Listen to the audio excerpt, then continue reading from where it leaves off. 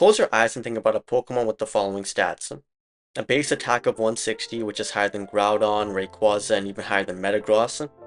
A base HP of 150, which is higher than Tyranitar and Garchomp. And a base speed of 100, which is higher than Groudon, Metagross, and Dragonite. You'd probably imagine some regal, legendary looking creature or say that Pokemon doesn't even exist. But it does exist. I mean, he doesn't look regal, but he's something. Meet Slaking, a 300 kilogram gorilla that's 6 foot. Oh no.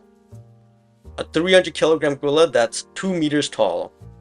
On paper, it's one of the most overpowered Pokemon ever created. With a total base stat of 670 matching titans like Groudon, Kyogre, and Regigigas, it hits harder than nearly any non-legendary Pokemon in existence. It might be a normal type, which means its stab isn't super effective against anything, but it gets pretty good coverage with Sucker Punch, Fire Blast, and Earthquake along with Return. As long as he loves you, of course. Honestly, with stats like these, there's no way anything can ruin it, right? This guy is so lazy. His Pokédex entry literally says that he's the world's laziest Pokemon. This website says his species is lazy. I mean, I was just scrolling through his TCG Pokemon cards, and in some of them, his ability is lazy. Okay, well this one says kinda lazy, but you get the point. In Pokemon games, his ability is Truant, which causes the ability bearer to only attack every alternate turn. And on the even turns, it'll say that the Pokemon is loafing around. To put this into simpler terms, Slaking might absolutely obliterate a Pokemon one turn, and spend the next turn doing literally nothing. It's not a fighter, it's a sloth with the strength of the Titan, and the motivation of a rock. Despite all those crazy stat lines, because of this Truant ability, he isn't really used much in competitive play. In a turn-based game like Pokemon, skipping even one turn can be fatal. You give your opponent a free switch, a setup turn, or even a chance to sweep your whole team. And if Slaking gets paralyzed or confused, that already 50% downtime turns into complete uselessness. Of course, Pokemon players being who they are, they had to find a loophole. With some egregious mummy strategies and double battles, you can nullify that Truant ability. How mummy works is that if a Pokemon contacts someone who has mummy, they also get mummy. So if Slaking were to hit egregious with a contact move, or have egregious use skill swap, it'll get mummy and lose Truant and be able to wreak havoc with his insane base stats. However, one major problem about this is that once an opponent sees a egregious and a Slaking, it'll be pretty obvious what's going on. So if they're able to react properly with a fighting type move to kill Slaking or another move to kill egregious, because of how slow egregious is, it pretty much becomes over at that point. Back in Gen 3, people try to make Slaking work. Choice Band Return could one-shot nearly everything.